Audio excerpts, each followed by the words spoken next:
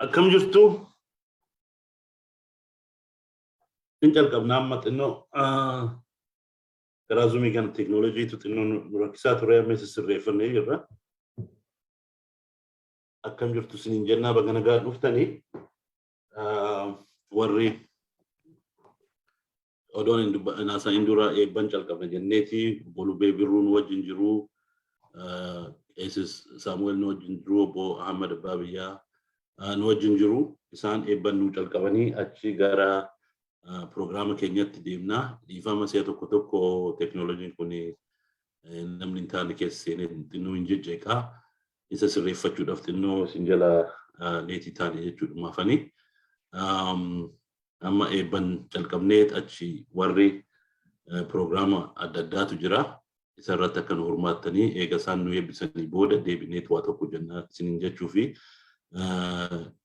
marti keessanii abbootiin nu eebbisuudhaaf as dhuftan obbo Lubee obbo Saamu'eel jirtu akka baasamee viidiyoon akka isinii banamu fi akka sagalee akka argattanii obbo Saamu'eel obbo Saamu'eel jirtu jira. Okay, in dhageessee jira. Okay. Abbaan keenya kan biraas kan hafanni jiru kana naffeere as keessa jirtu.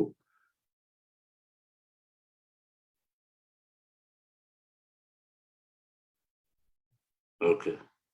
Isaan itti fufnee sirriitti eebba gaarii nu gootanii achi gara programmatti dachaana. Isin gaa wal filadha eenyu akka dura dursu kan obbo Lubeen wanna qophaa'an jiru natti fakkaatu. Obbo Lubee egaa kabaja guddaa wajjin himmee eebba gaarii nu godha galatooma. Egaa akkam bultan jedhanaa baga waaqni nagaan nu bulchee barii kana warra nuuf barii ta'e as bakka biraatti immoo warra halkan ta'e jira yeroo kana sitti argamne baga waaqni bakka kanaan nu ga'e biiftuu guyyaa arguudhaaf galanni kan waaqaan badini halkan dukkana keechaa baanee biiftuu guyyaa arguudhaaf har'a kan walitti qabamneef dubbiin dubbii Oromooti yaa waaqatu beektaa kan jalqabne kana calqabaa qabee hamma dhumiititti ati nu wajjin hin jiraattee hojjaa keenya nu himeti kan humna qabu si ati akka nu ooftu yaa waaqa si kadhanna hayyee yaa waaqa keenya yaa waaqa dhugaa waaqa yaa waaqa hundumaa yaa waaqa dhugumaa yaa waaqa si kadhanna kadhaa keenya nu dhaga'i si kadhanna barum baraani yaa waaqa atis garaa nu laafi waan barbaannu nuu kenni ummata keenyaaf nagaa bakka jiranitti nagaa kenniif ummata keenya kan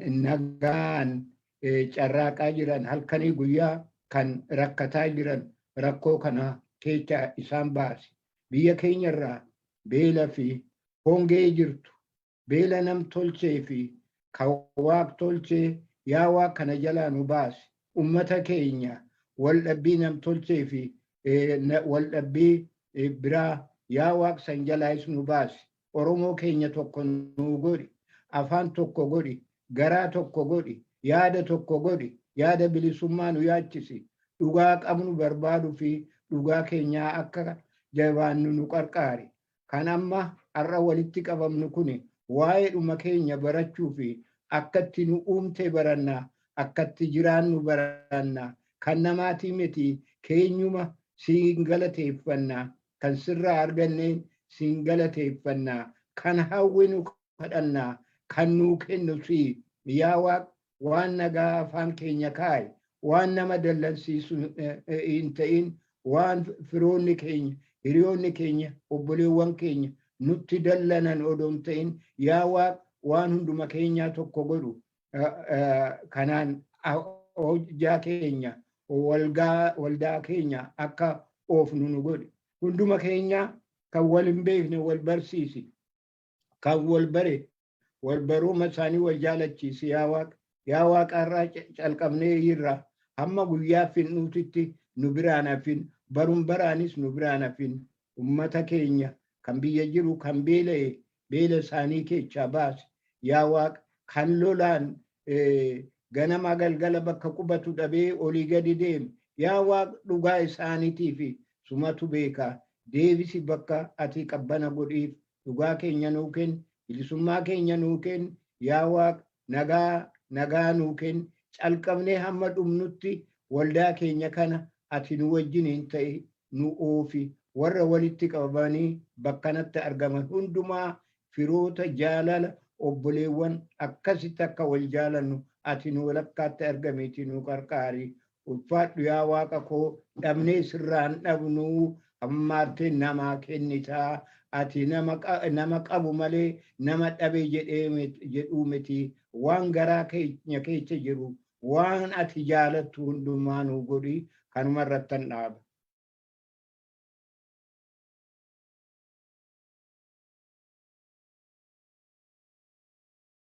Fiite.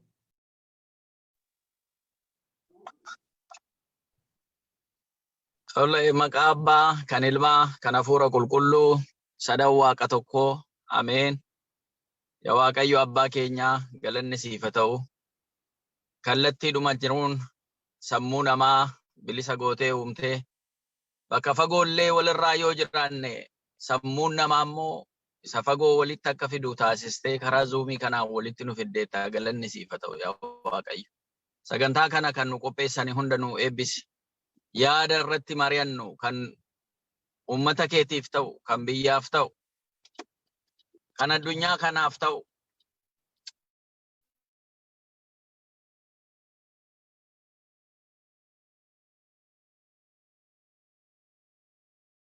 biyya ijaaru nu taasisi. Hayyoota keenya umurii isaanii nu dheeressa.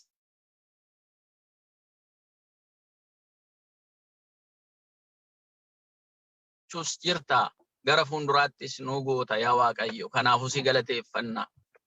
Ummata yaa Waaqi jedhee maqaa kee waammatee bulu. Amaatti dabarsiteen kennin yaa Waaqayyo. Ala waraanaa irree ta'iif, injifannoo ta'iif, ala nagaa immoo nagaasaa ta'iif Waaqayyo.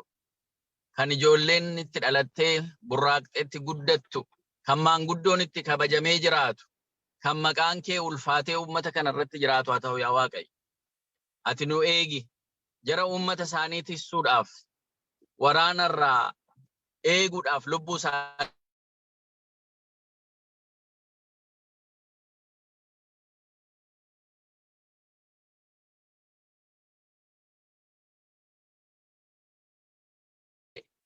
sanyii gaarii akka kennu nu taasisi. Lafa keenya eebbisi, qilleensa keenya eebbisi, ummata kee eebbisi, ummata kee eebbistee baay'iste. Alagaan diin akkasumatti baay'atee jira yaa Waaqayyo. Si duwwaa qaba, si abdata. Ati adda ta'iif, ati duukaa ta'i. Ummata kee kana yaa Waaqayyo nu gargaari, nu gargaari. Waan addunyaan argaa jiru. Isa iji namaa ilaaluu hin dandeenye, isa gurri namaa dhaga'uu hin dandeenye, isatti uumte jiraatti gubachaa jiru kana. Seenaa kana jijjiire yaa Waaqayyo. Amma nu gidduu buqqisiiti ummata kee kan waan gaarummaa keetii maakanni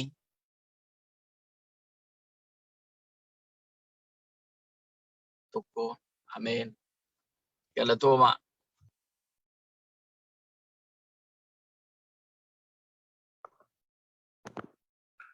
Baay'ee galatooma. Obbo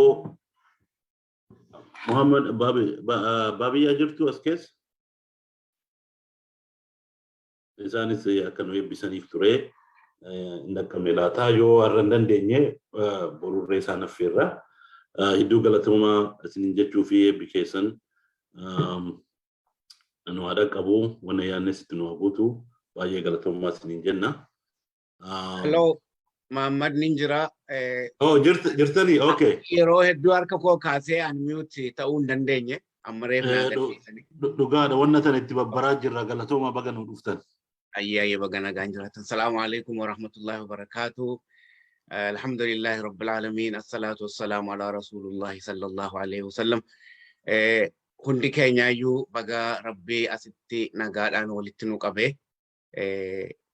Osaanii jaarmaa beektotaatii riisarchii gurguddaa hojjetaa kanarratti argamnee dhaggeeffachuuf chaansii isaa argachuu kootiif hedduun gammada. Ammallee Rabbii waan kadhanne hundumaa nuuf dhagahu wanni obbola abbootiin kadhatan hundumti isaatu waan khayrii qabu Rabbii nuuf qeebalu.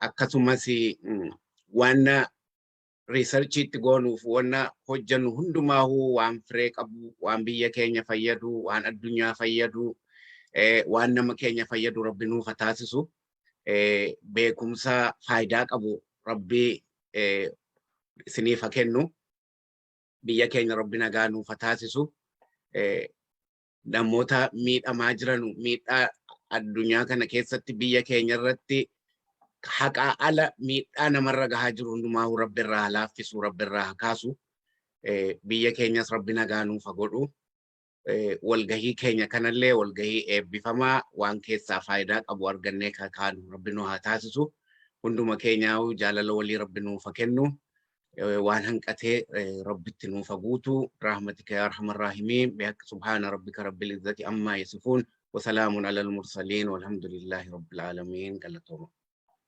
Dadheejira.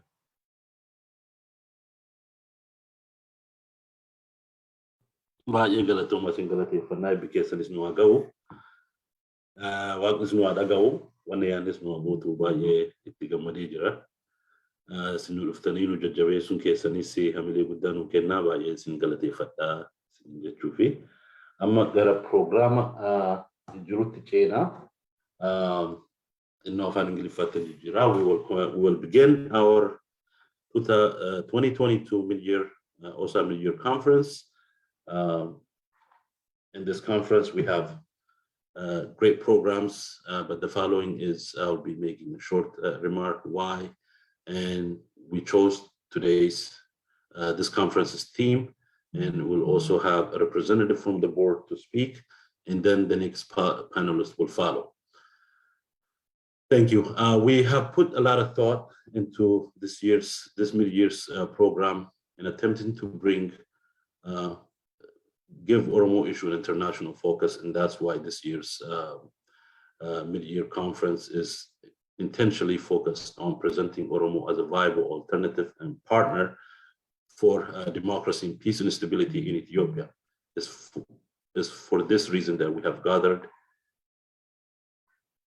different experts, scholars, highly respected scholars to come and speak in our platform to discuss Oromo issue, to present Oromo at the international level as a viable partner. In this respect, OSA have done a tremendous job in countering the empire's propaganda from eons ago, all the false narrative that has been created, all the mischaracterization that our people in our history, in our culture have faced. OSA have been tackling these issues, and today has brought it to the world stage. OSA is now has preserved the Oromo indigenous democratic system, the Gadaa system, at the scholarly level. And today, the global community is well aware of the Oromo people's democratic tradition. This is a monumental achievement. The next achievement that OSA have done at the grander scale with the contribution of many who have come before us, who have led us, who have dreamed of a state that is led through democracy and peace and stability. Those that have gone before us also have made today's possible. And with this tradition, OSA have engaged and will continue to engage in preserving Oromo civilization in attempting to bring the Oromo cause and to the final destination. It's with this respect that during my presidency, I would like to focus on the specifics on how pragmatic approach OSA could take to resolve or to focus on specific Oromo issues. During my stay with OSA as a leader, I will attempt to do my best to focus on the critical issue that Oromos face, At this mid-year conference, we are broaching some of the big topics, what had happened, what will happen tomorrow, or in our attempt. And the mid-year conference would focus on predominantly how Oromos would empower themselves through different means by bringing different scholars, by engaging credible and serious scholars to the stage to discuss all avenues that is possible to the Oromo people and the next generation to empower themselves and to see themselves to live under a democratic Gadaa system in the future. And with this respect, I would like to thank all who have helped us in organizing this conference, those who are not behind the scene, who have worked day and night, those who speakers who have accepted our invitation at short notice. We highly appreciate, given the current urgent crisis in Ethiopia.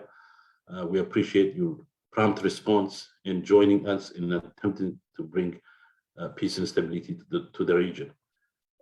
With that being said, we have our conference goes from today and tomorrow. We hope you'll stay with us. We have exciting and engaging discussions on variety of topics. And I would like to conclude now by bringing the board representative, this year's board representative, Bonnie Halcomb, to give a brief remark. Bonnie, if you're.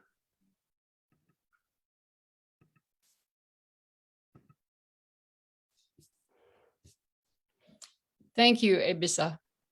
Thank you very much. And thank you for your leadership this year of OSA. On behalf of Ayantu Tibeso, who is the current chair of the board of the Oromo Studies Association, I'm delighted to welcome you to the mid-year conference. Ayantu has family obligations which prevent her from joining us, but she is with us in spirit and has asked me to offer her greetings and to welcome everyone in attendance. As a longtime member, I can share that OSA was founded in 1986 and has held an annual conference every year since that time. It's not always held a mid-year, however. These began in 2007 and were intended to be a smaller scale than the annual events. Annual conferences had been set up as a managed way for the diaspora community to gather at least once a year for the purpose of encouraging knowledge production, expanding new areas of research, providing new analysis, sharing research findings and analysis with the general public. The mid-year originally was a group of scholars around a single conference table, seriously discussing some new research, discussing. Bonnie, I'm sorry, are you able to turn your video on if you can? I thought it was on.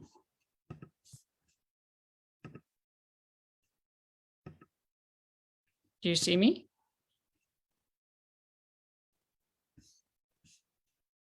Do you see me now? Yes, we do. Yes. Thank you, Bonnie. Very well. I'm sorry that you're not seeing Ayantu, but I'm standing in for her. So my description of the first mid-year is that it was around a conference table with a discussion of some in-depth research that had been done by a couple of scholars. And as it turns out, the mid-year is largely shaped at the discretion of the president that is holding the office at that time. So some of them have been large, almost a duplicate annual conference. Some have been more political in nature. Some have been, focused on a particular theme. This year's president is committed to an agenda of building pragmatically on the knowledge that's been created through OSA over the years, determined to find ways to act on what has been revealed. So this focus includes advocacy, strategic media development, messaging, focus on the arts, engaging with international scholars and experts to push the boundaries through the course of his term in terms of engagement and using the fund that has been developed. The Oromo case, as we know, is tough for the international community to grasp because it doesn't fit the established mold. But the global conversations need to change, and there are starting to be cracks in the mold. Some may be beginning to grasp the need to rethink what's going on in the Horn and how this configuration came to be and what the implications of that are. There is progress, some headway, some breakthroughs. And as we've learned together over the years, the breakthroughs are always supported by substantive evidence, and our scholars have supported us, have supported the community in that. Our Gadaa Gebreab is at the core of Oromo values. That is the search for verifiable truth, the provision of sight and sound, tangible evidence accessible to everyone, not a secret formula shared by a few or tested by the number of people who you can get to agree with you. Oromo are not into or enamored of fake news and have high expectations of the scholars who they have invested so much familial and social capital in. So OSA has served as a platform for producing and sharing the fruit of research and interpretation. So as I said, welcome to the 2022 Mid-Year Conference. Day one focuses on telling the story of Oromo and other peoples who together constitute the majority of the population in the Horn region. We celebrate the public artists and private activists who signal their creative expressions in attire, symbol, body art, and then we end the day with a focus on strategic communication in the context of disinformation in the public discourse. Now, this morning we had a bit of experience with those who would disrupt this process, but this is not new. Disrupting the Oromo discourse is something that's been part of the tradition that we confront. But what this morning does is put in context those who have made contributions through literature, through music, composition, and performance, and have created what we're focusing on this year, pathways to understanding the predicament of peoples that have too long been hidden from the public eye. And appreciating how artists have interpreted and communicated the conditions of Oromo and neighboring peoples in Ethiopia is an important step in uncovering the truth and finding ways to communicate that condition to the world. The strategic communication is another step, and the final panel today addresses the critical issue of confronting disinformation through strategic communication. Fortunately, a colonel in the US Army who advises another population long hidden from public view and maligned, the Kurds of the Middle East, East Asia, will be with us to engage some activists and provide observation and feedback on the Oromo dilemma of messaging on the public stage in the face of disinformation. Tomorrow, then, we'll delve deeper into the formal theme of avenues from crisis towards stability in Ethiopia and the Horn of Africa. The first panel asserts that Oromo youth rising from the rural areas of Ethiopia, from the grassroots, have already created an avenue from crisis towards stability from 2014 to 18, when its movement met the forces of reaction that have moved to silence and demean and push the youth out of the public space, treating them as a liability rather than the asset that they are. A discussion then reveals that, after that reveals Oromo perspective and addresses what the Oromo want, from some of our most prominent voices, followed by feedback from international scholars who have large followings in the public and policy spaces. And then we're happy to say that tomorrow we close with a presentation by Susan Stigant of the U.S. Institute of Peace, who is a specialist on the issue of national dialogue, has written and summarized reports of different experiences of national dialogue across particularly Middle East and Africa, across the globe, and we will present her findings and set up a discussion which I think is going to be very specifically the most, probably the avenue from crisis to stability that has the most support in the country, among Oromo, among international policy and diplomatic community. So this is a very good, logical lineup. We thank the president for putting this together. And thank you for all of you who, through goodwill and hard work, support the platform that is the Oromo Studies Association. that continues and struggles to be relevant for bringing Oromo together with the international community and changing the international conversation. So with that, we welcome everyone and look forward to both days of presentation. Thank you very much, Bonnie. Now we'll get ready for the next, I hope they're ready. Our next panelist, I'd like Maro to step in and guide us through this maze of technology and how we can have a smooth transition here. But in the meantime, while Maro is getting ready, the next panelist, please get ready. Either raise your hand so you can be co-hosted. That way you They're can. already made co-hosts. So Okay. you can introduce them and they can speak. I can, okay. That's wonderful. Okay. So this next panel is brought together with the idea of the role of literature and the role it plays in shaping societies and bringing hidden stories, complex interaction within society. In this respect, we also wanted to keep in mind the work Gadaa Gebreab has done, the volume works that he has written. So to speak on this critical issue is the moderator for this one is Yeshi Tolesa, and she would introduce the panelists. And if Yeshi's ready, she could step in, introduce her discussants for this roundtable discussion. Yeshi, are you available? Yeah, I'm available. I don't know if you hear me or not. Would you like to share a screen? I like to share the screen if somebody assists me. I have a little bit hard time on my laptop with it. Okay. Or I can just, I sent tomorrow sharing my slides. I don't know Slides. or not. Would it be easier to do it on your end? If you're using a laptop, there is a button on the bottom where it says share. You open up your PowerPoint, and when you hit share, you'll be able to see. Yeah, my laptop is not capable of that. I think I Okay. will just, if it's my slide reached here, she can do it, or I'm just gonna speak on my side. Okay. I did not receive it. It's on Google Share. Okay. All right. Let me see. In the meantime, go ahead and introduce your panel. We'll try to get that ready for you while you do that. Okay.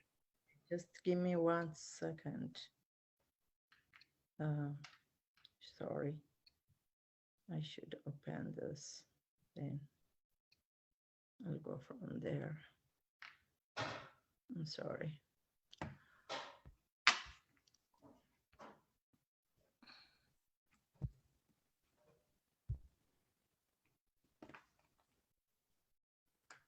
Okay. I don't know if you guys see me. I can't see you, but do you? We can see you. We can see you. Okay. Do you see my slide? No. Okay, that's fine. As far as you see me, that's fine. Okay. Akkam jirtu nagaa keessanii. Good morning, everybody. So the panel we are about to launch is a Redefining Society Through Literature and the Role of Writers. That includes the relevance of Gadaa Gebreab's writing. I just want to say a few things about Gadaa Gebreab before we get into our main topic. Gadaa is an author of 13 books, a writer of many articles, including 3 novels. Those novels are Yaltamellese Babur in 1996, Yeburqa Zimita in 2000, Yebishoftu Qorit in 2001. Gadaa is also a man with a planned project of launching books every 3 months, but unfortunately, he couldn't make it to that. So I took some quotes from the life and the works of the Gadaa Gebreab celebration streamed live on January 23rd, 2022. Those are a quote taken from his book. They are in Amharic. I am going to read it to you. It reads like this, but I leave the definition for the presenters to explain what those quotes are. Let me read it. እርግጥ ነው ሰው በተፈጥሮ ከሚመር እውነት ይልቅ የሚያስደስት ውሸት መስማት ይመርጣል። እኔ ብዙ ጠላት ለማፍራት የበቃሁት የሚመር እውነት ለመጻፍ በመምረጤ ነው።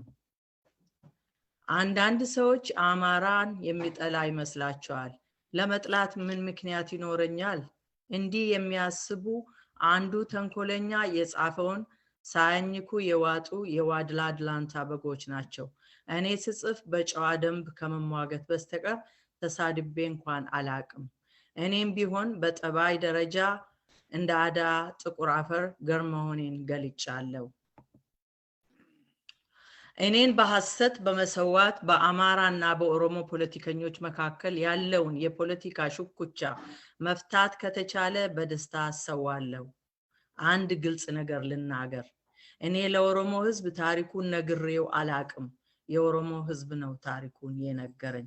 These are things he was writing in his books because of the controversy about his writing. So when we talk about Gadaa Gebreab, Gadaa was recognized by Oromos in many events. To mention few of them, on OSA annual conference 2014, Gadaa was invited from Eritrea to come to America as a keynote speaker. In the same year, there was a Guddifecha ceremony in Washington, D.C., where Gadaa earned his name. The same year in Minnesota, there was a book signing ceremony, and Gadaa came to Minnesota, where I am residing, and I am one of the organizers. And I'm so fortunate to have time to spend with Gadaa and host him to learn more about his writing and what he has done to write the book Azimita. Gadaa attended OSA annual conference 2017 to reconnect with his Oromo friends and the families in Washington, D.C. Gadaa departed early. We all saddened about that, but OSA was able to send a sympathy flower to Asmara after his passing away. So now let me introduce my presenters. I have 3 presenters on this panel. My first presenter is an Eritrean by birth and a US citizen, a graduate of Harar Military Academy and served for 4 years as an officer in Ethiopian Army. He attended Haile Selassie University and a graduate study on Afghard scholarship in USA. He is gone back home and served as a department head in different organizations. He also served as a Secretary General of Ethiopian Chamber of Commerce as his last assignment. After that, he left the country in 1980 for USA. He studied doctoral degree and started academic career and retired after teaching for 30 years.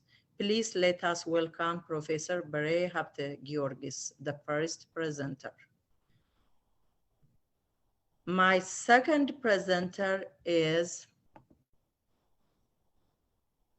a well-known Oromo individual or Oromo person, a respected Oromo person of 30 years in Oromo struggle, served as an executive committee for 18 years in Oromo political organization. He is an author.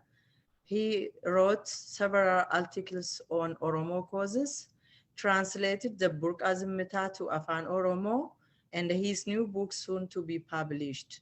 Please welcome Abba Gadaa Chala. Abba Chala, sorry, Abba Chala's name is, okay, now it's on, okay.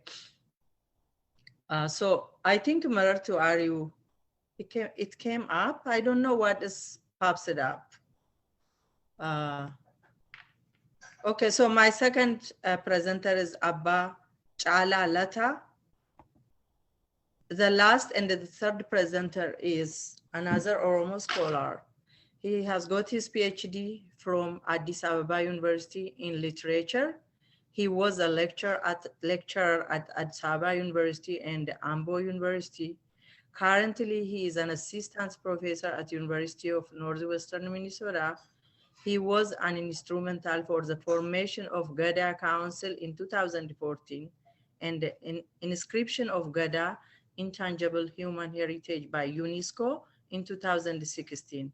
His research interests range from social identity, indigenous studies, nationalism, literature, and film studies.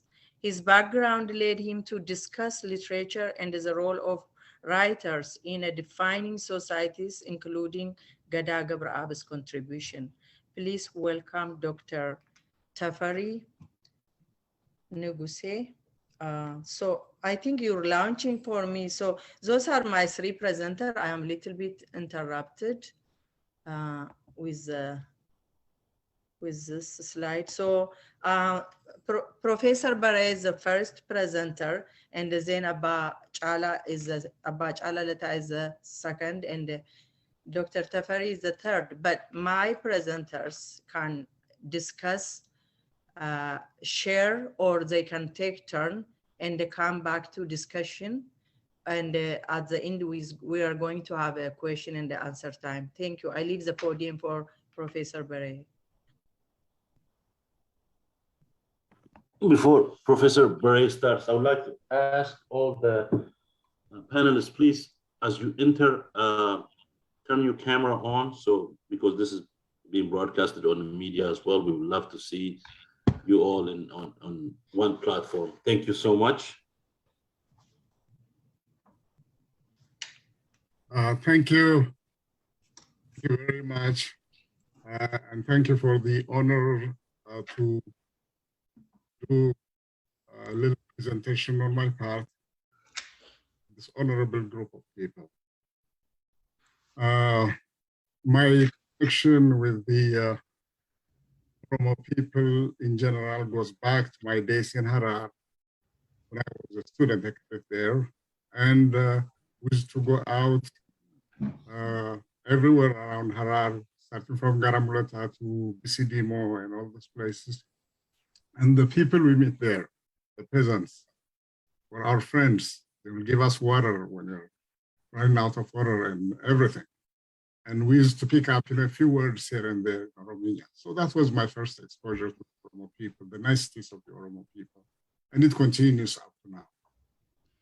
But the reason why I decided to translate Ethiopian Gebreab's book into English was that it goes beyond this. When I was an officer after graduation from the Harar Military Academy, I was assigned in the Imperial Bodyguard Division at that time. And the ballet movement, we used to call it the ballet movement. We never knew there was an organization called the OLF at that time, but the ballet movement led by Wako Gotos around 1965. And my unit was transferred to Negele, and from Negele to Guinea. From there, all over Bale, fighting against the OLF. And during this period, I came to understand a little bit about the demands or the issues involved in the fight. I used to read intelligence reports coming from the Ministry of Interior and the Army Intelligence, and I got a little exposure. So I was educated a little bit in a way, which is unusual, to many people at that time because of my access to this information. But what changed my life completely was what happened in a little village, not village, a little town called Jarrah, about 30-some kilometers north of Guinea. We got word that, there was an attack on that village, on that town, and we had to send reinforcements. So I was the operations officer of my unit, and my commander, a colonel, we went with the unit, with the company, went there. And what we saw was shocking. We were driving in this little town, and it was evening, it was nighttime. There were dead bodies all over. In the morning, it was worse. We went to some places, there were houses where children were killed with grenades, women, elderly. I saw an attendant of the mosque killed inside the mosque premise with Quran books, shredded all over. We didn't know where we were or what was happening. All in all, about a little over 30 people, if I recollect correctly, more than 30 people were killed. Many homes were destroyed. And the reason was that somebody reported to the police that there were shiftas from outside in that village. And they went to a store where these people were supposed to have gone in, and they wanted to take these people out, and the people were not there. As a result of that, some kind of scuffle started, and the whole massacre. That was the only incident, that triggered the whole thing.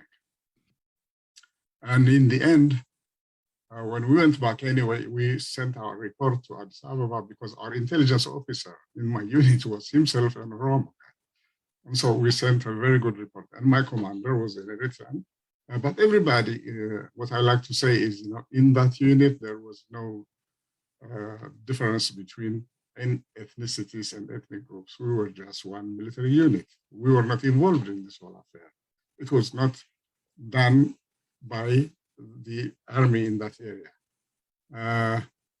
But the reason it happened was because the people there are so divided. And the movement has scared, the local people there and turned them against each other.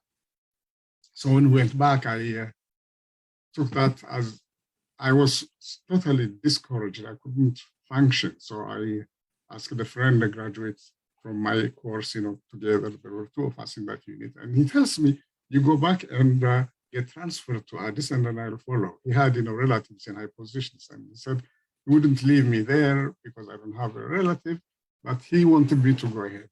And I went ahead and went to Addis. And then by some sheer luck, I got medical discharge because the doctor over there helped me. He saw my situation. And he sympathized with me, and he allowed me to get out of the army through medical discharge. We were all at that time in the army. We were all drafted into the army to go to the military academy because there were no students, to fill the vacancies there, the demand of the academy. The emperor allowed the academy to take any graduate, top-notch, they take off the top, medically they were fit, they would put them in the army. And that's how we were selected. But this way, at the cost of so many poor Oromo people, my life changed. So that's why it's very important to me. It's part of my history. I have told this story in a meeting of the OLF in Afabat, I think it was 2017.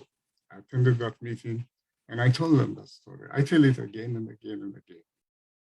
So when the book by Gadaa Gebreab came, it was a heaven-sent opportunity for me. I saw the same story being repeated, in some form. And part of the story also takes place in Eritrea. And that also made me pay attention to the need for this book to be read by Eritreans. And most of the Eritreans that I know, the young generation especially, don't speak Amharic, don't read Amharic.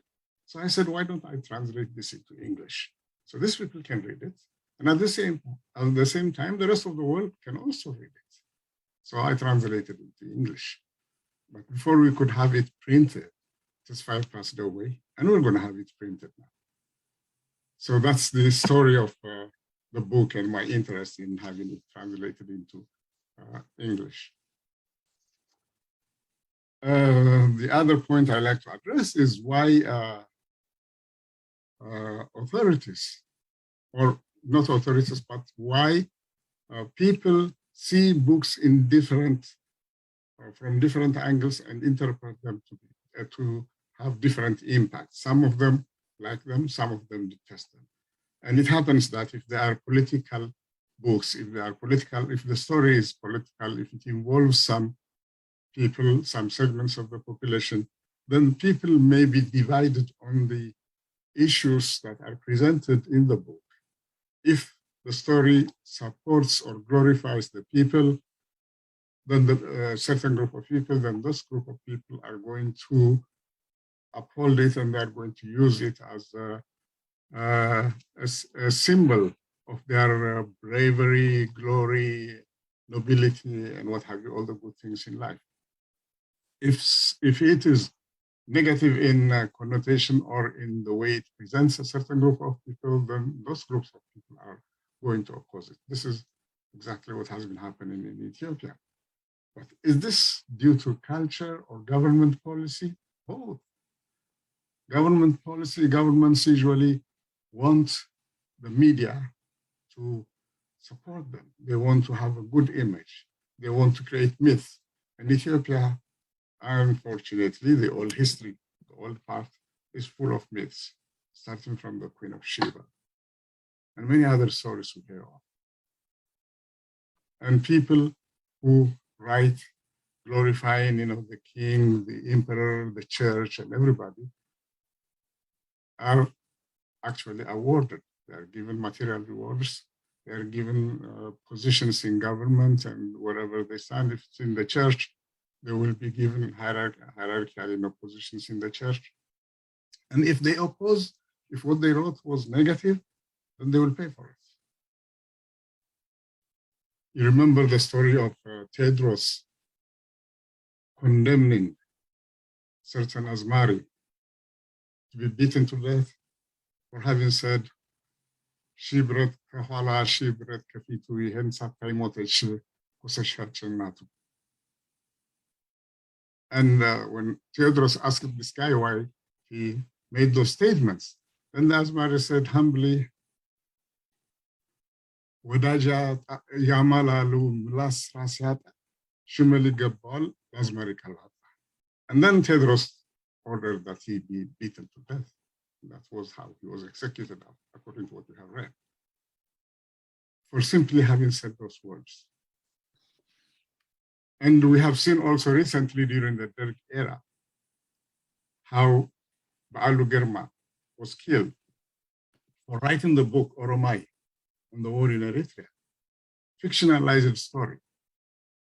Nevertheless, it costed him his life. Because in that story, the intelligence people somehow concocted the idea that he was promoting defeatism in the society, and they had him killed. So it's a combination of the government not only not tolerating, but also going to the extent of killing people, eliminating people, imprisoning people. And the people that want to carry favor with the government, they will use it. They will use it by saying favorable things to the government and then promoting whatever, even they could promote even the devil to look like an angel. And they will get rewards for it, material rewards, position, and so on and so forth. So Gadaa Gebreab, his books in general, in my opinion, express the situations realistically. In some cases, I'm amazed at how realistic the stories are. When he explains, for example, the way people travel or react to certain situations, and if you look at the facts of the history of it, then you will see some similarity with the reality. It's not fiction anymore. Sometimes I wonder how he gets all the information that he gets in his books. I read all his books, but unfortunately I could translate only one. And thank you very much for giving this opportunity. I could have gone on talking about Tesfaye and his books and his achievements, but for the sake of brevity, I will stop here. Thank you very much. Thank you, Professor Beret. It's really nice to have you on this panel because you have a rich knowledge about what was happened then and what's happening right now. So we thank you so much, and we will proceed with our next presenter, Abba Jalalata. I mixed his name earlier. I apologize about that.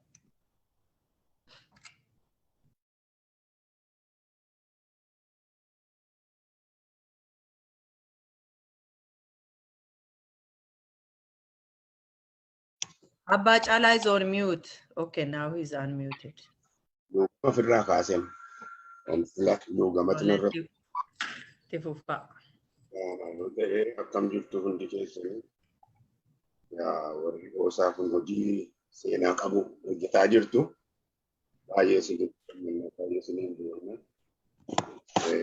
Har'a guyyaa har'aa kana baay'ee tasfaa'ee nurraa beekan gadaa waanan isaa wajjin hojii isaa irratti waan tokko akkam jedhuu fi karaanaa akkamitti ulfaadhaas nan jedha.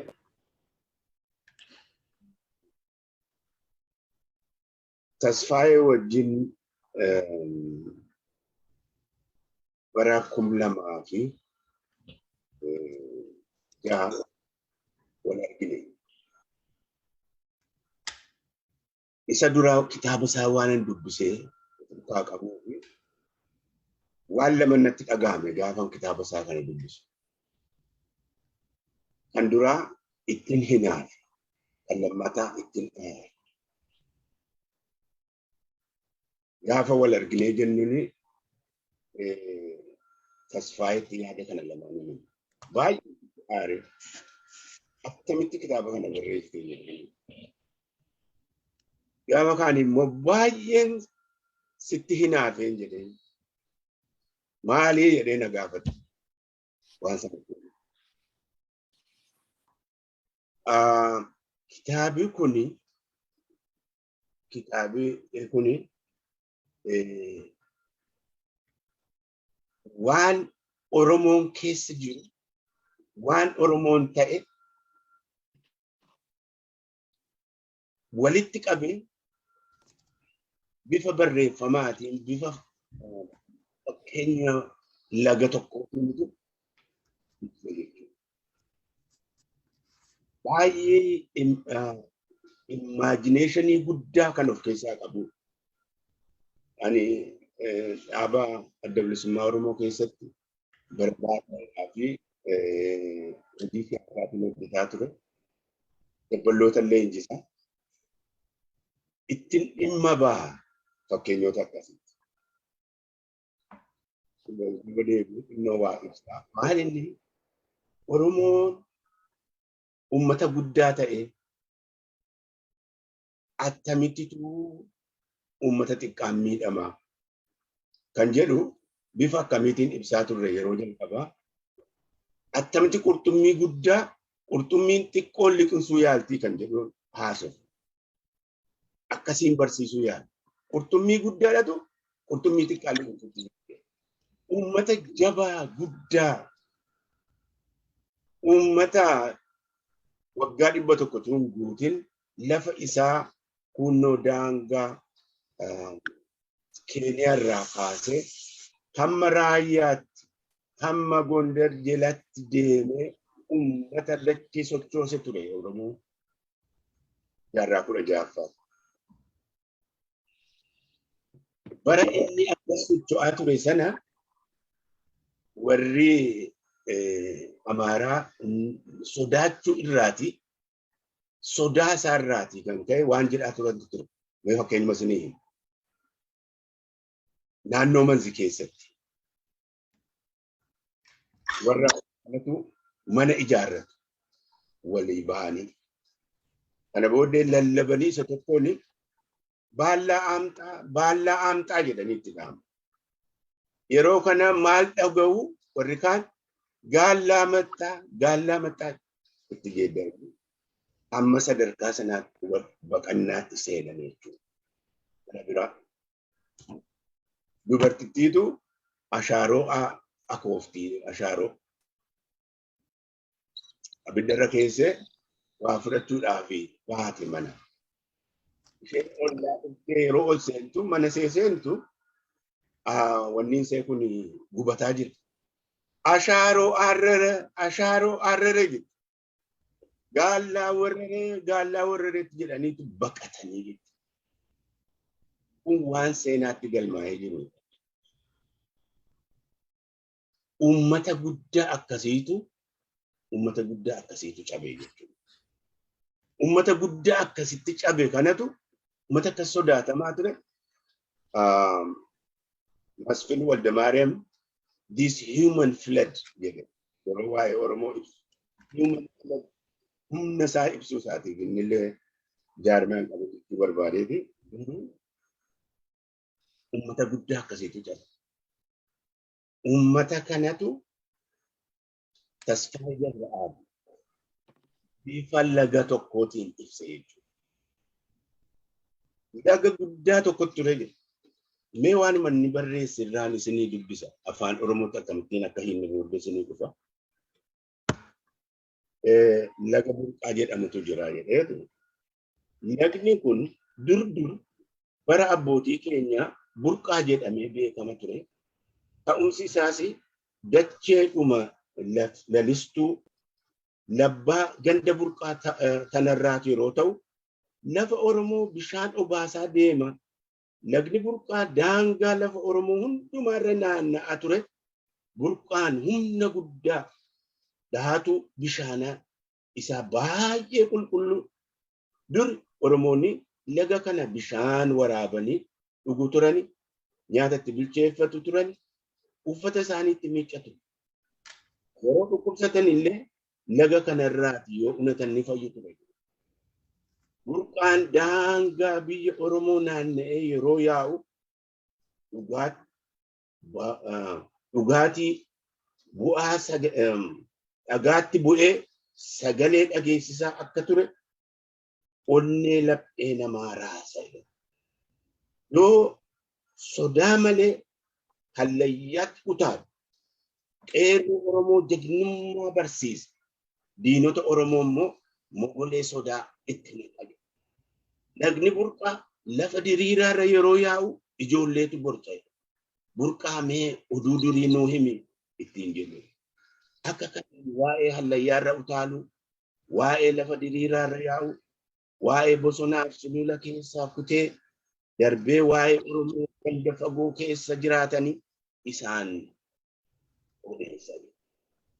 Namni lafa qabee Oromoo durii humnaan erga fudhate baay'ee kanaare lagni burqaa akka jawwee marame qaama isaa hunda dachaafatee lafa jala dhokate. Oromoon bilisummaa isaatiif qabsa'anii ulfina isaanii yoo bitaten hallayyaa seena keessaa hin bahu. Na hin argitan jedhee gadameessa of ruuqee namooti bishaan isaa yoo dhugani summii itti ta'e balaa mar'umaanii itti ta'e kanarraa kan ta'e bishaan seexanaati jedhani. Waaqoo abbaa duulaa garuu bishaan gabrummaa Oromootti qaana'ee dhokateedha jedha. Kun immigireeshinii guddaadha yoo laaltaneetti.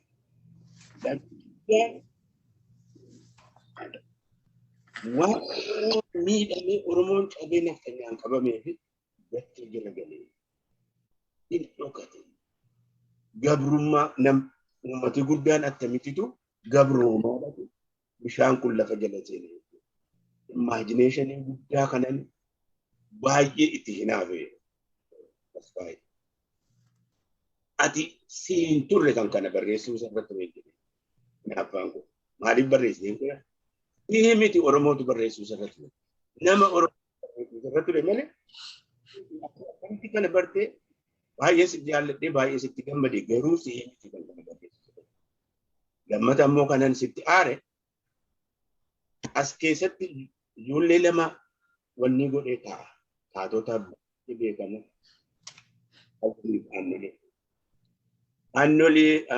Aannolee fi hawwanii kana fuudheeti ijoollee kana lamaan tokko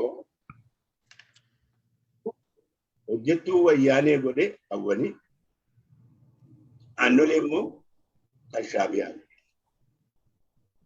Oromoon ofiisiin ergamu namaaf ergama jechuu isaatti fudheetani attamitti kana gootee Oromoon kana bareede ta'e akkasuma jedhanii haa ta'u malee wal hubanne imagination isaatu guddaadha. Ilaa mee bakka tokko nuti dubbisu. Jaarolii sadantuu aannolee dhaqanii waamuu dhaqaniiti. Jaarolii sadan keessaa tokkotu aannolee wajjin haasa'a. Ilma koo jedha aannoleedhaan. Oo abbaa koo samii sana ni ergitaa isa kam jedhee foddaa makiinaadhaan ala ilaala. Haga Gibaaraatti kan diriiree jiru Gibaara jechuun lafa samiinii fi lafti wal tuqe fakkaatu. Eeyyee abbaa koo jedha.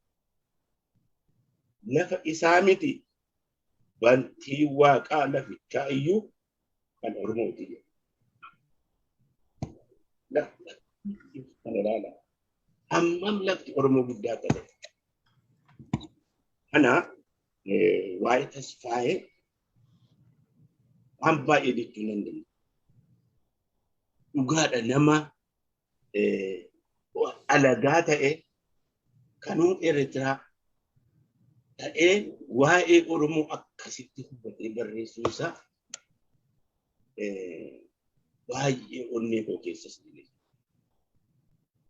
kanarraa kan ka'e kitaabii kun afaan Oromootti hiikamu nama Oromoo bira gahuu qaba jedhee kan jalqabe.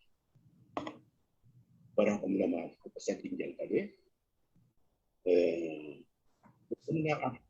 hiikeen akka keessummi kiyyaa wanni itti geeddarame Ameerikaatti geeddarame jireenya Ameerikaanaa geessuu didee boqonnaa afurirraa kaasee immoo hiriyaa kiyyaa walii kan qajeelaa wajjin gargaarree kitaaba kana xumurre jechuudha. Kitaabi kun har'a bahee jira.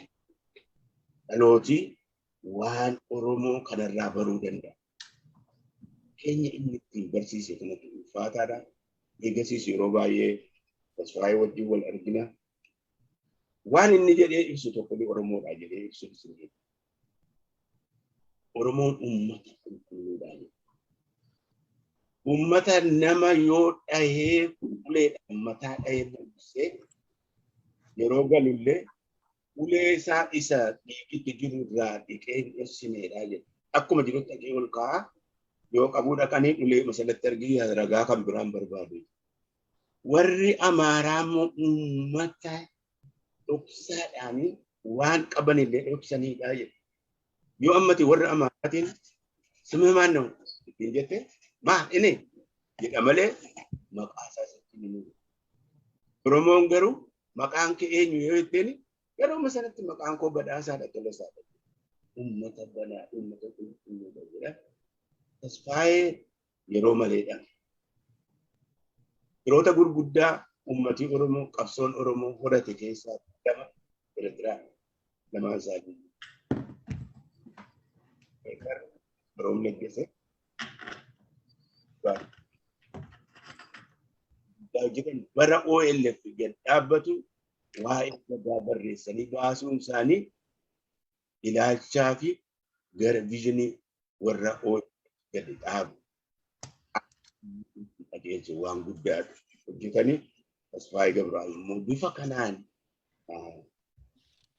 Oromoo bifa kanaan ibsuudhaaf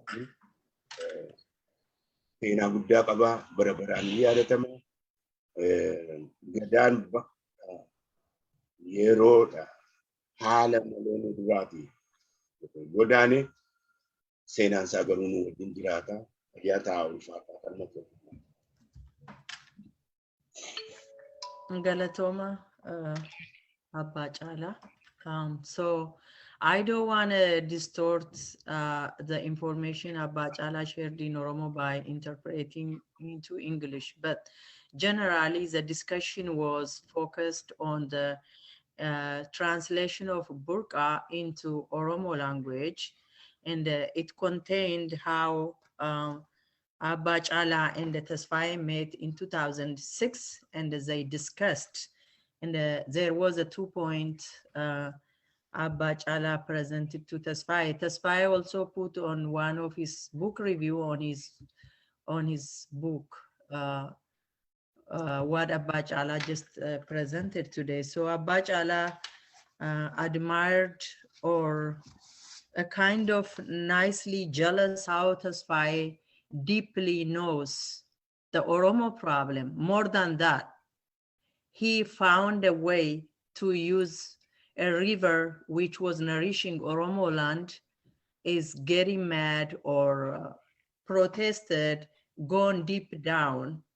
That is a, oh, what happened? It's me, sorry. Okay, you will continue. Just give me 1 second. Yeah, all right. Okay, so I just want to summarize for those not heard. So it's about that. So there is 2 points that Tesfaye was so smart, and Tesfaye known and wrote this book totally about Oromo, which should have written by Oromo. The second one is the character in there, Anole Wako. Tesfaye talked about this, and if you guys go back to OSA 2014 and watch Tesfaye's keynote speaker video on YouTube, you would laugh. The attendee was laughing. So he said he squeezed. He created Anole from Galasa Dilbo and the Lench Olata. So what Abba Chala was upset is he used the 2 characters, Hawani, who was serving the TPLF, and Anole, who was serving the Shabia, whatever, government or whatever. So Anole was created from Obolench Olata and Obogalasa Dilbo. So he put them on Shabia side. Hawani is totally one person who is Marara Gudina. Today he's not at that point. Professor Marara, he is the one who worked with Ethiopian government. So that is what's mentioned in Abba Chala's discussion. So now I give time, or I pass it to Dr. Tafari. Dr. Tafari is not only focusing on Tesfaye Gebreab or Gadaa Gebreab, but generally he's going to discuss with us about how the literature is defining a society. I was not able to present or to tell the audience all background of all those 3 presenters, and I asked Dr. Tafari to share whatever I have not included in your biography. I presented to the audience, and please take the podium. I will let you have it, and I mute myself. Thank you.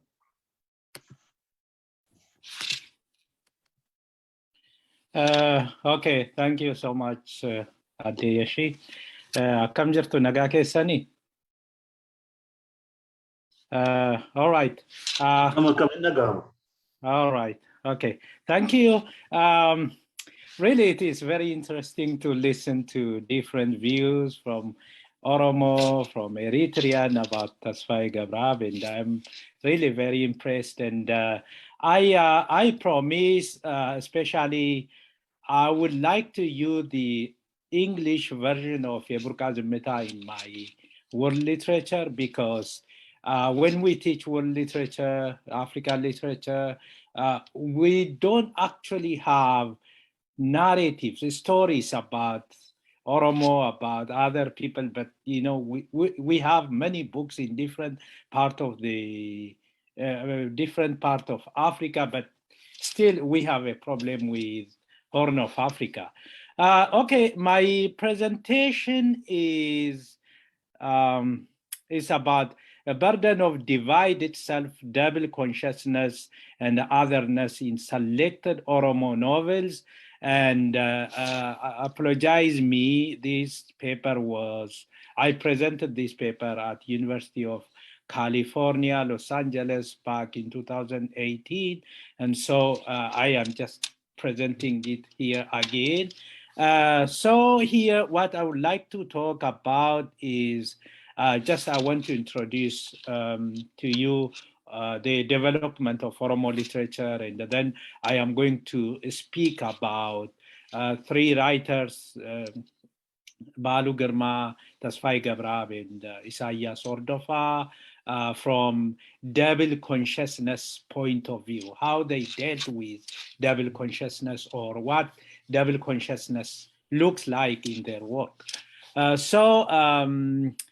To introduce Oromo literature. Dr. Tafari, would you put your PowerPoint in presentation mode, please? How can I do that? Slideshow up at the top. All right. Mm-hmm. All right. Okay, let me try. Yeah, you were almost there.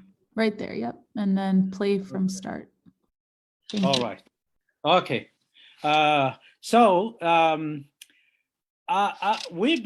believe that as far as I have done research on this area, Oromo literature is started by writing Arabic, because I believe that literature is actually a writing system, writing something in your area. And the Oromo first studied Arabic and then start to write Arabic, and they start to write Arabic not today, but long ago, like 800 years ago. And the Oromo wrote, for example, the person called Ali Umar wrote Nazuhat al-Asrir and Nasibu as-Shiri, but we don't find this book because they are already lost. But Ali Umar wrote another interesting book called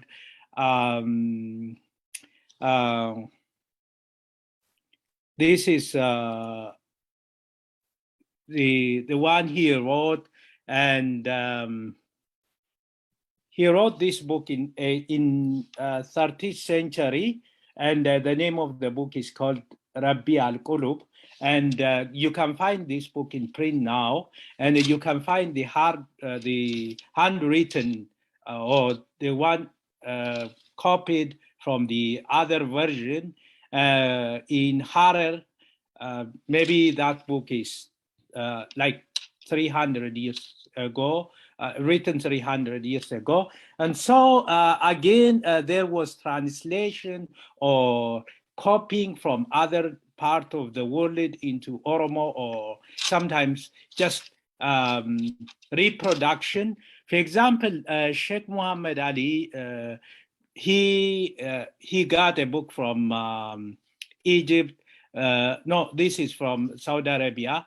But Fadil is he copied it, and Sheikh Muhammad Jamal al-Din, again, he is very famous. We consider this man as one of the Oromo literary pillar, like Onosmos Nasib, and he is from Raya. He wrote more than 15 books, and his writing is actually in 19th century, early 19th century, between 1820 to 1817. So saying this, let me go, but look at this book. This is really written in 40 or 30th century, and it is considered to be the first Oromo written, the first Oromo literature. Then let me talk a little bit about Catholic literature, because most of us do not know what the Catholic did to Oromo literature. In Oromo literature, the Catholic also played a great role. As you remember, or maybe read, the Catholic had a missionary in western part of Oromia, nowadays Horro Guduru, and Abba Masaya, a person called Abba Masaya, he established a school in Kombolcha, in Horoguduru, Kombolcha, in 1852. 1882. And then the Oromo were happy, and the Oromo started to go to school, and then he didn't have teachers. And so he said, okay, if they are interested in education, then let me go back to France, and then maybe educated some Oromo there, and make them teachers, and then bring them back. And so he went to French, and in 1866, he established the Oromo, Afan Oromo Academy, the Marseille Afan Oromo Academy, and he started to educate like 13 Oromos. And in his college, he had like 13 Oromos. And so he was educating them, but he also, as I told you, he established the Afan Oromo Language Academy, but the climate was not good. The students were not healthy, and many of them died because of they didn't adapt to the environment. And then he said, okay, if this is the problem, then let me take them back. Let me take them back to Oromia, and let me establish a school, a college, and a church in Oromia, and take them. And then with his 6 students, he came back to Oromia, and he established the first school and church and a college in Finfinne in 1869, I think. Yeah, 1869, he established. And just I too, as they said, she saw a new flower, and then she said Addis Ababa. That's false. She saw his flower. He trimmed them well, and he had a farm, and he had a school, he had a church, and with Joseph Galan, they made it.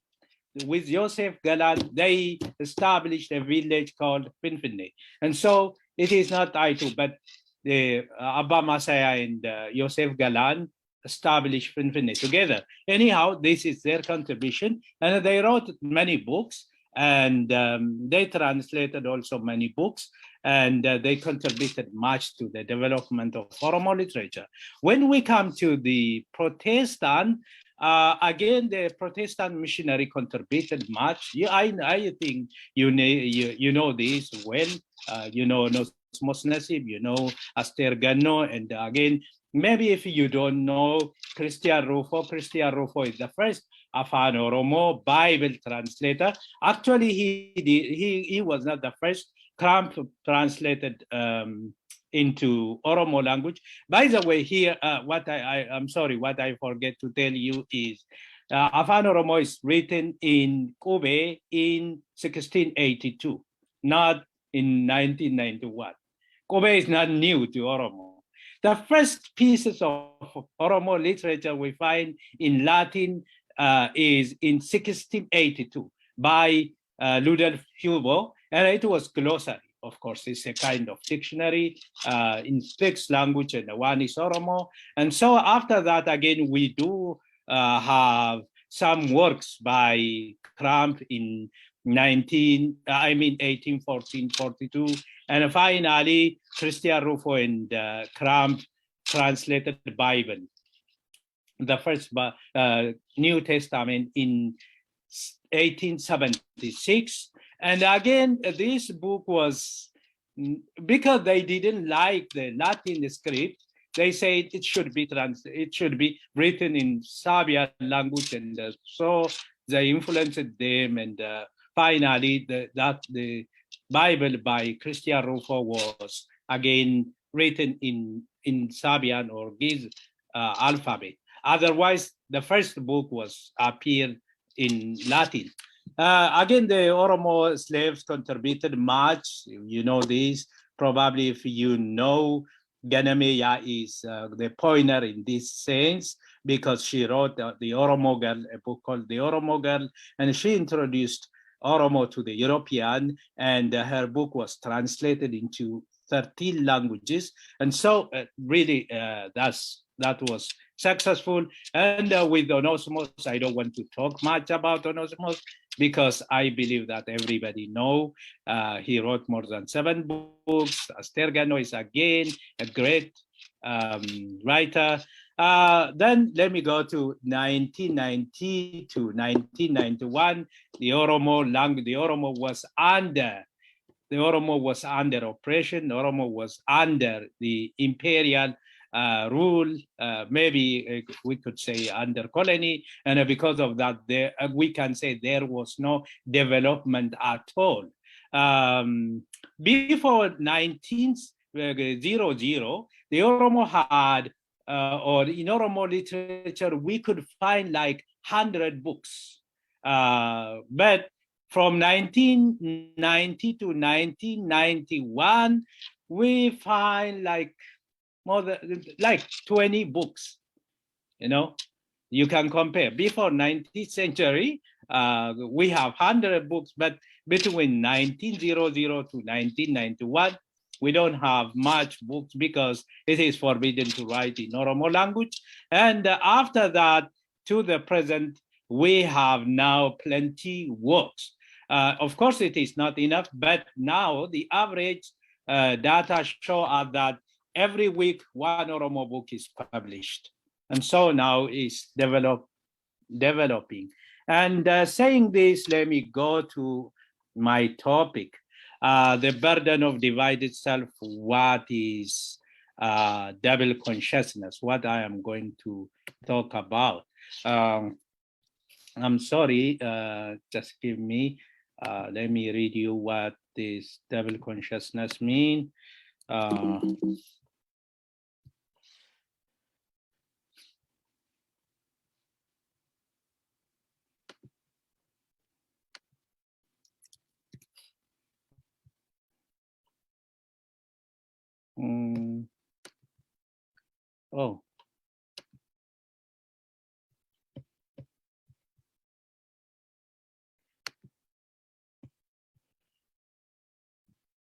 Well, okay, let me talk. I want to read you, but I couldn't write.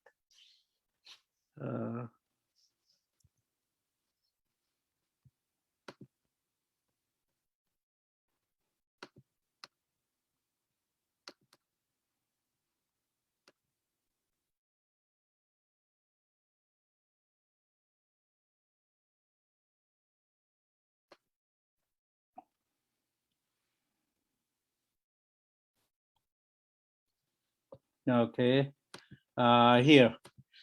So what I'm talking about is double consciousness is not new theory. Double consciousness is a theory stated the internal conflict experienced by subordinated groups in an oppressed society. It was developed by Du Bois, H.E.B. Du Bois, with reference to African American experience in a famous work, The Soul of Black Folks in 1903. The concept originally referred to the psychological challenge of always looking at oneself through the eyes of others, mean racist white society and the measuring oneself by the means of others they invented for themselves, as well as separate others. Okay, saying this, let me go to what double consciousness mean in Oromo, in terms of Oromo literature. Okay, Dr. Tafari, we Yes. have to finalize. I think you are given a very good amount of time. We need the rest of time for question and answer. So I beg you to just shorten and finalize your point. Yeah, all right. I am just adding to that. Okay, so one of the concepts of Oromo double consciousness in relation to Oromo is first, when we look at Ethiopian literature or Amharic literature, they have this bias called invisible majority. They can't see the Oromo there. You don't find the Oromo literature or in the Oromo in their literature, the Oromo in cinema, the Oromo in media, the Oromo even in history. You don't find that. And so the Oromo is invisible majority. It's majority, but They are blind to this majority. And what Baalu Girma, Tasfai Gebreab, and Isaiah Sordofa did is making this invisible majority visible, making the Oromo just to the writing about Oromo, telling the story about Oromo, whatever it is, telling the Oromo story, sometimes from Oromo point of view. Let's say for Baalu Girma, I can't say it is from Oromo point of view, but at least there is visibility, a little bit. The character itself, the name of the character itself, it appears there and it shows us. But when we come to Tasfai Gebreab, he used Oromo names. Hawani, it's Oromo. Anole is Oromo. It is telling us about Oromo geography, Oromo history, Oromo story. And so they were fighting against this assumption of erasing the Oromo from all literary sun and media and the film sun. So because of this, they become actually homeless, but that's okay. I will talk about homelessness another time. The other is double identity.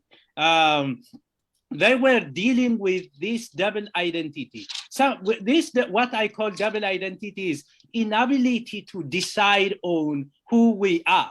Still, we are haunted with this idea. For example, am I Ethiopian? Am I Oromo? Do they agree?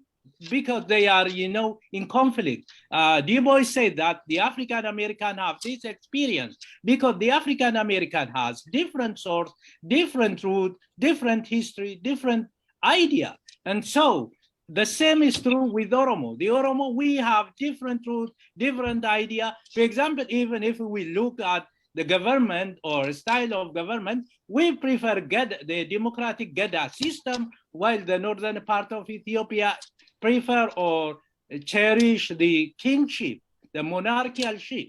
So how we really reconcile this? How it is a battle every Oromo is facing now, I guess. And so they clearly show this. They clearly show the Eritrean problem, this double consciousness in case of Baalu Girma in Oromia, in Oromai, for example, if you look at Fiametta, her love with a guy, and again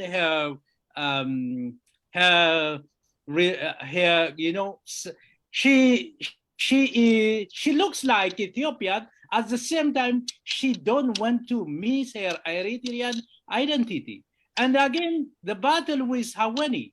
Hawani want to be faithful. Anole is her lover, and she want to be a good Oromo. Even sometimes she cried, but she couldn't. And finally, she defected, and she became Oilef, who is an embodiment of actually true Oromo identity. And so double consciousness is really, double identity is common everywhere in this work. Whether you look at Yomilata again, you could find this in Yomilata. All the characters exhibit this. By the way, Yomilata in the Yeburka Zimmita, if you look at it from intertextual point of view, almost they talk about the same thing. Even if, the symbolism like using river and mountain and something is different, you don't find that in Yomilata. Otherwise, it tells you the same story. And let me say the last one and finish this. Looking oneself through the eyes of others. Again, this is common even in our life. You are, especially the old generation, you are measured by how much or how much beautiful Amharic you speak. If you speak good Amharic, then you are a good citizen, a good Ethiopian. You have to measure yourself in the eyes of the Amhara. Your citizenship, your being, Ethiopian is always related to how far or how much you really exhibit the Amhara identity. You speak a good Amharic, you have Amhara name, you have maybe you should be Orthodox, and again, you have to celebrate their holidays and so on. And so you have to see yourself in the eyes of others all the time. And so if you are below that, then you are not a good citizen. You are not even an Ethiopian, okay? And so that is, they clearly show this in their books. For example, let me say Burqa Zimmita. In Burqa Zimmita, when he joined the rebel group TPLF she made Walaita young woman to present a flower to a district administrator. Doing this, she did not know that men are not equal. The administrator considered this as an insult. Before that, she measured herself through the eyes, the ability of speaking good Amharic, which is considered as modernity, measure of intelligence, and so on. She outsmarted them, but that is not enough. Since she is Oromo and the young girl is Walaita, they are not equal to the district administrator. In many places, Hawani argue about expectation and measuring oneself by others set a standard. According to the conflict between TPLF and Oromo, the Oromo cannot and should not expect to meet the TPLF standard. She tried to speak good Amharic, absorb the Northern Christian culture, but not good enough to be considered as good loyal citizen. Thus, she revolted against the regime, but only replaced with another dictator. She was telling her colleague, for example, for we speak good Amharic, for we become ministers, for we become rich, and lead happy life. Our people is free. Let me quote one in the finish here. Here,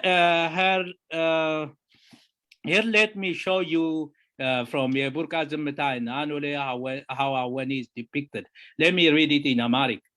አፄ ምኒልክ ያ ነገር ሲያቀኑት ከኦሮሞዎች ጋር ከፍተኛ ውጊያ ያካሄዱት በዚህ አካባቢ መሆኑ ይነገራል። አሁን ድረስ የቡርቃዎች ልብ አልገበረም፣ መሳሪያም አላወረዱም። የቀበሌ አስተዳደር መዋቅር ተሞክሮ አሳፈረኝ ብሎ በራሳቸው ባህላዊ ስርዓት መተዳደር ላይ ያሉ ኦሮሞዎች ናቸው። Okay, the same is true in Yomilata. You can have this in Yomilata. Fikr was measuring herself with her stepmother and the father. In the beginning, she felt good and happy. She doesn't feel any oppression or even criticized her lover for her lover is Sandaba for his oppression to Ethiopian government. For his opposition to Ethiopian government. When she discovered that her Oromoness, that was U-turn in her life. Let me stop it here. Thank you so much for listening, and I hope I will answer questions. Thank you, Dr. Tafari. So all the presenters presented. I like to thank all of you. We've learned a lot. But before I give the chance to the audience, if the presenter has something to ask each other or to discuss with each other, I'll give you 1 or 2 minutes. If that's not the case, then we have to move on to take question from the audience, and I hope they will assist us doing that.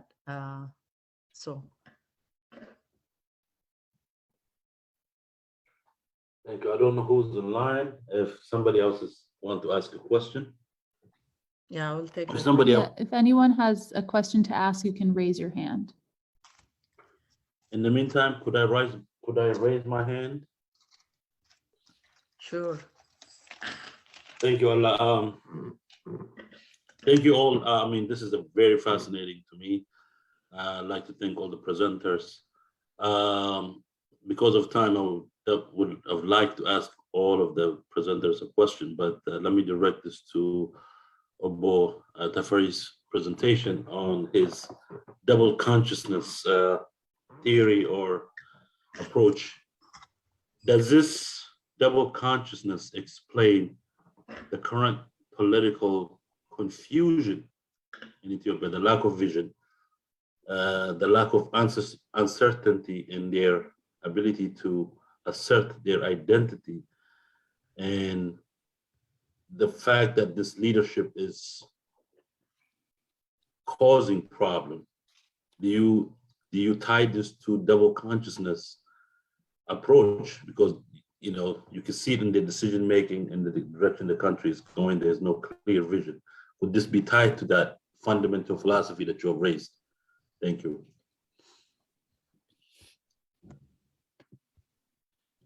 Can I answer, Adeshi?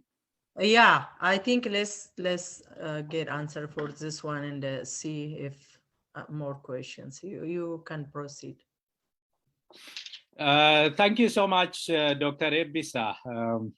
There is a proverb in Oromo, Muchabo utau jabin milar abatere.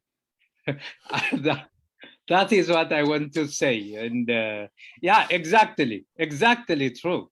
Let me answer this question from Yebur Kazim Meta. In Yebur Kazim Meta, you know these two characters, Adole and Hawani, but Hawan in one place, Hawani and Solomon Gidada. Is it Solomon Gidada? I think, yeah, his name is Solomon. They were arguing. And while they were arguing, then she said to him, if you are really a good Oromo, why do you tell me that your grandmother is Amara? Okay? Yeah, that's their question. Mm-hmm. And if Abiy is Oromo, why he care to tell us his mother is Amara? Why really in the beginning, even in his commitment, when he, he became a prime minister and when on the inauguration, this is really show you inability to decide and the inability to say that you are really Amhara or Oromo. He is always, you can see from the politics now, you can see always, sometimes when he is with Oromo, then he say that I am Oromo, I am nationalist, I am blah blah. When he go there again, he says, I am not Oromo, against Oromo, I am with you. Yeah, that's true. And that's very common, and it is a major problem. It's a major problem unless we solve it. How we solve it? Making like Tasfai Gebreab, like Balu Girma to some extent, and other Oromo writers, making the majority visible. Making the majority, for example, nowadays, holiday, if you take holiday, how many Ethiopian media reported about Recha? We have only one holiday, that's a Recha, but they don't report it. If they really report it, if it become really national holiday, then yeah, we can solve this problem because we become visible. We become really present there. We don't fear erasure. Here in African American, for example, when we celebrate a month, a Black History Month, that's how you fight this invisibility. They are minority, the Black are minority here. Of course, they have this visibility problem, but they are tackling with it. They are celebrating Martin Luther King Day. But what if we celebrate Gadaa Day in Ethiopia? You can fight in this way. So yes, it is a major problem. Thank you so much. That's beautifully said. Okay. If there is any more question, we're open for it. Yeah, I'm trying to raise my hand, but I don't see myself on the screen. If I'm Professor Makuria, Professor Makuria is from far away from Europe. Baga nu giddu jiraatanii dubbadhaa gaafadhaa. We see you on You see me. Okay, I don't see myself. I want to make comment on what is raised in this panel. It's a very interesting panel. Thank you very much for, I thank the presenters. The issues they raised are issues which we have not dealt with yet. It's good that people are now raising the issue in some way. The issue is, let me put it like this. Dr. Berhe talked about misinformation. It is disinformation which is totally the core, it is a core of the Ethiopian narrative. Disinformation about the Oromo, starting in history, hiding the existence of Oromo, visibility. When they make you invisible, you don't exist. And that is what they have done for a long time in literature, in religion. In many ways, that is why the Westerners do not know about the Oromo. Recently, I think his name is Dr. or Professor Mohammed Ismaili, who lives in Belgium and back at home and talking, is present on the media. He was in fact a diplomat before.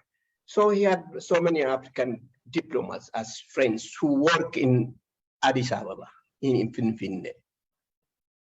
When the Oromo youth revolted in 2014, he met some friends, he knew these diplomats, and they didn't know who these Oromos are. They have been in Finfinne for a long time, but they have not heard about the Oromos. That is how the Oromo have been concealed, made non-existent. Let me put a few things in here. You know,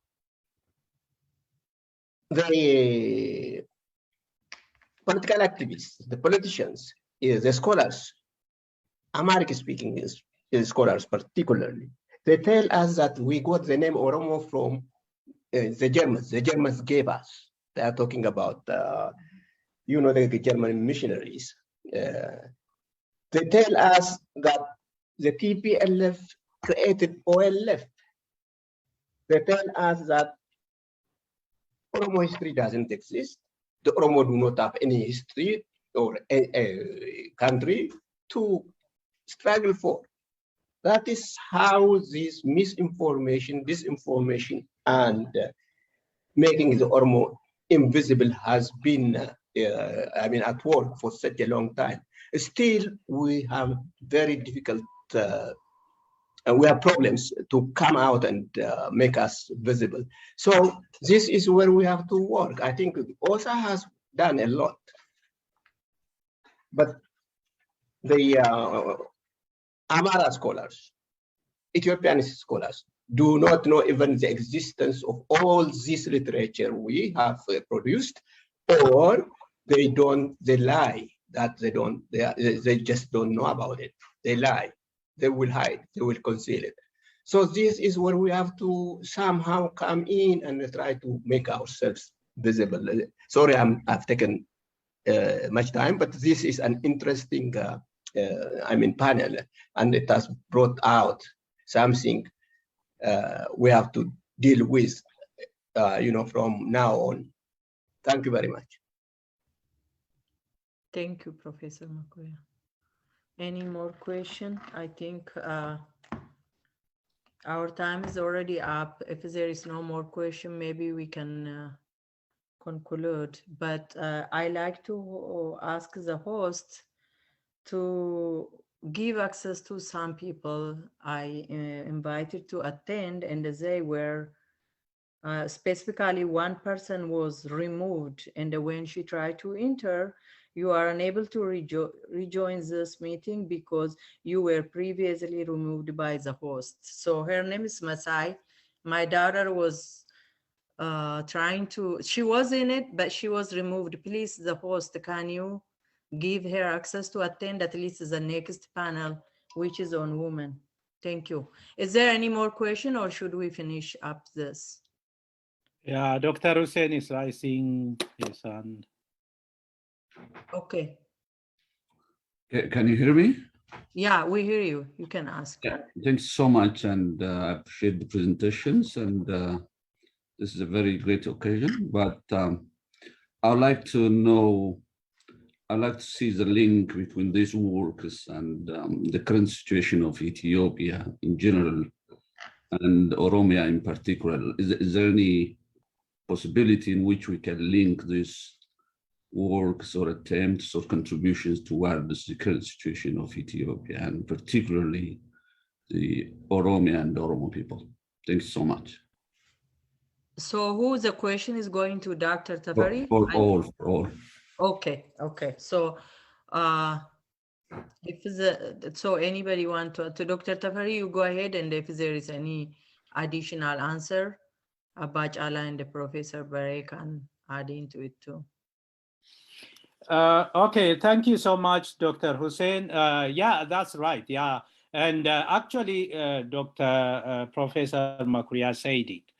Yes, it has really deep or maybe huge implication to what's going on in Ethiopia now. I again repeatedly say this double consciousness is really dangerous unless we solve it. For example, the current prime minister called himself Ilma Bagada. Ilma Bagada built a monument for imperials. This is really this is incompatible. Gadaa system is democratic, and the imperial king were against Gadaa. They were those who eliminated Gadaa system. And then even from concept point of view, they cherish one person or one ruling family, while Gadaa is egalitarian. And so how you really reconcile this? It's impossible. But what we have to make it is, first, we have to teach. I'm not bothered about the Amhara or Ethiopian scholars. If maybe here, I would like to say, or I would like to say a few points about what Professor Makuria raised, because I believe that in social psychology, there is what he called inward favor and outward devaluation. I don't want to explain what inward favor means, but I want to explain outward devaluation. Outward devaluation is if especially competing nationalism is there, one nationalism always devaluates the other group. And so the Amharas elites, they haven't seen, or they don't know our history, they don't read, they don't make research, even they don't willing to include our name in their literature or cinema or media. We don't worry about them. We should not worry about them. If they like it, if we want to, or if they want to build a good country, let them bring that. Let them make us visible. But as Oromo scholars, our struggle should be to make the Oromo history visible to the world, not to convince the Amhara elites, not to show them that, to show the Amhara elites, we have good culture, democratic culture, we are beautiful and just equal to you. We don't have to measure ourselves with them. We should compete with the world. And so, as to me, let's write in English. Let's show our history to the world. Let's compete to the world, and then we become visible. If they like to see it or not, we become visible. So here the struggle is the Oromo scholars should do more on this area. Let's show who we are to the world, and then we can solve this problem. And that's what I want to say. Thank you. So there was hand raised from before. A person with a profile name Wabo. I'll give you the mic to ask a question.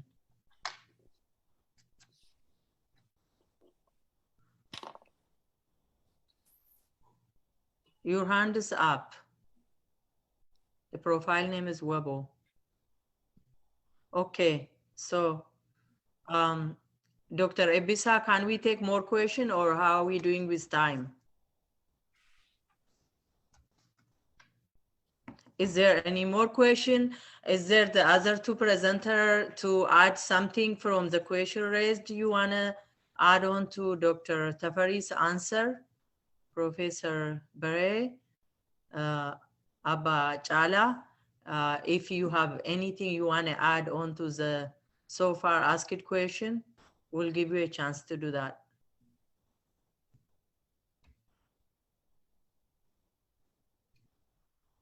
I go? Yeah. Okay. Well, my point of view is not particularly to address the statements made, but something in, that applies to everything we have been saying now. Your video is off. Oh. So people like to see.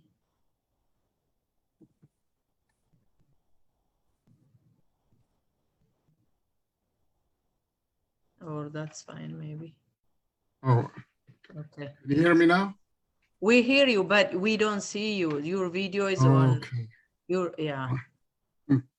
Just no, I lost everything. There. Only the voice. Okay, but we hear you.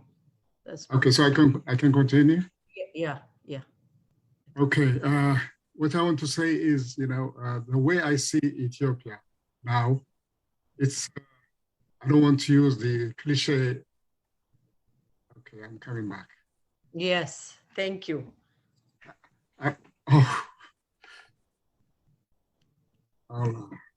Okay. We hear you. Okay. I don't want to say everything that has been discussed. I don't want to go over them, but I want to generalize about the whole picture. And I want to say one thing. The way I see the situation evolving in Ethiopia is that there's too much, I don't want to call it fragmentation again, but there are narrow alleys, being cut out. But I want somebody to see the bigger picture. I'm not a politician, and I'm not advocating, for any political line. But I want to say that it's about time that now we see a bigger avenue where everything can be accommodated. And I think it can be done. Because we forget, we get carried away with the myth and mythology about Ethiopia that has been propagated for so long. And we think, this is a civilization 3,000 years old and what have you. What I like to say is that this is a country, a nation state that has evolved through historical events during the last 120, 140 years at the max, now transformed itself into a nation state that has contradictions inside it, people-related contradictions, so they shouldn't be viewed lightly. But the order that used to keep this together in that form, where one group was exploiting the rest, the monarchical feudal state has collapsed, has gone away. That was one of the achievements of the Derg. But after that, the Derg didn't establish the new state, the new nation state, what should be the format. And they created it in some format following the Stalinist, right of nationalities concept. They didn't give all the rights, not all the people the way they deserve it. They want to retain power and control everybody. And so that also collapsed. Now the question is, how do we make this camp now, this whole group, egalitarian in a way that everybody will be satisfied and has a stake in it and will be willing to go and to live in it and sacrifice if necessary. Spirit of nationhood. I don't know what you call that nation, I don't care, but people have to look at the possibility of having a unified way of doing things. What format, I don't know, but that is what the question is now. The burning question of the day now is, how do you organize Ethiopia? If the people succeed, if everybody, if something to the satisfaction of everybody is done, then we will see the emergence of a mighty, mighty nation in this part of the world. Failure would be anything. Thank you. Thank you. Thank you so much, everyone. We just run a little bit behind. I'd like to thank Yeshi and Umuri. Yeah. Okay. I would like to thank all of you. Professor Barahe, we lost our brother Gadaa Gebreab, but fortunately we found you. We had Professor Asmarom from before. Thanks for joining us, and I hope Dr. Abisa could say more because he's the president. We would love to see you on other OSA annual and the media conference and all Oromo events. We appreciate your presentation and taking us back for the, even before the new Kobe generation know how Oromia was, or people of Oromo has been going through that time, and nothing changed. It's continued today too. I also like to thank Abba Alalata, and we're willing to see your new book soon. Keep up the hard work. And Dr. Tafari, I really impressed. It's so great. We expect you, the Kobe generation, we expect more literature written in Oromo and literature to redefine about a society, and not only in us, but we have to present our case to our opponents. That is what I want to see in the future. If we are only talking between us, then it's not going to go anywhere. So thank you. I will give back. I appreciate the chance given to me to moderate. Thank you so much again. And I am done. I will mute myself, Dr. Ragasa. Thank you. We are very grateful. Let me pass it on to a young vibrant